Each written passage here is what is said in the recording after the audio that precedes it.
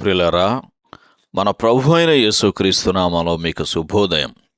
ప్రతిదినం ప్రభుతో అనుదిన ఆత్మీయ ఆహారం. ఫిబ్రవరి 28 శనివారం. నేటి లేఖన పఠనం 14-15 కీర్తనలు.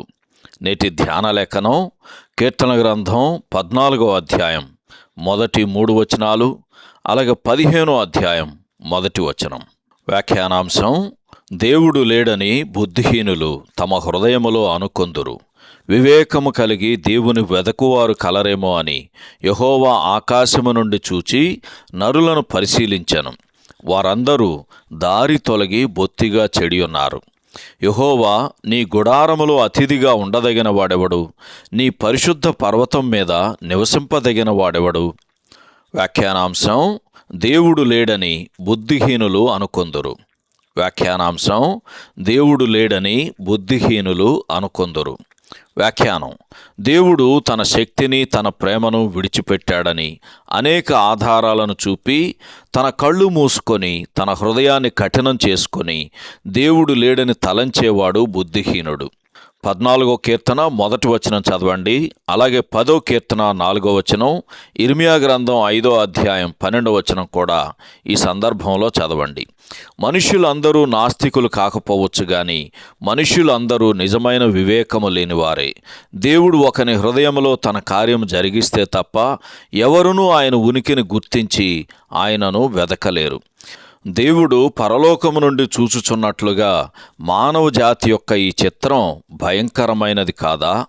అయితే ఇది స్వభావరీత్యా తిరుగుబాటు, భ్రష్టత్వము కలిగిన జాతి అని ఎన్నడూ మరచిపోకూడదు.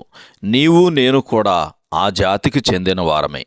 14వ కీర్తనలో మేలు చేయువాడు ఒకడునూ లేడు అని విచారకరమైన మాటలు తెలియజేసిన తర్వాత 15వ కీర్తనలో నీ గుడారములో అతిథిగా ఉండదగిన వాడెవడు అను ఒక ప్రశ్న వినబడటం సమంజసమే. రోమాపత్రిక 3వ అధ్యాయంలో 14వ కీర్తనలోని మొదటి 3 వచనాలను ప్రస్తావించిన తదుపరి మనకు సంబంధించి మహిమతో కూడిన సత్యము వెల్లడి చేయబడింది.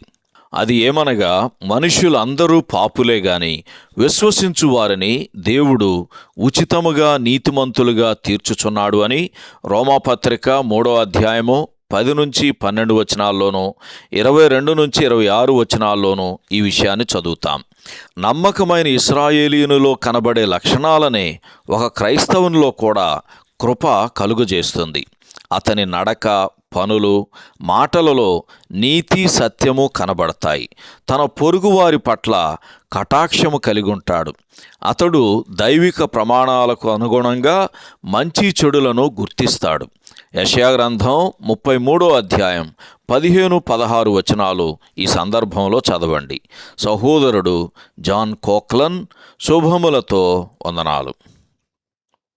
ఈ సందేశాలకు సంబంధించి కానీ బైబిల్కు సంబంధించి కానీ మీకేమైనా ప్రశ్నలు ఉంటే ఈ క్రింది నంబరుకు వాట్సాప్ ద్వారా పంపించండి. మీ ఆత్మీయ క్షేమాభివృద్ధి కోసం అనుభవజ్ఞుల ద్వారా జవాబులు అందించబడతాయి.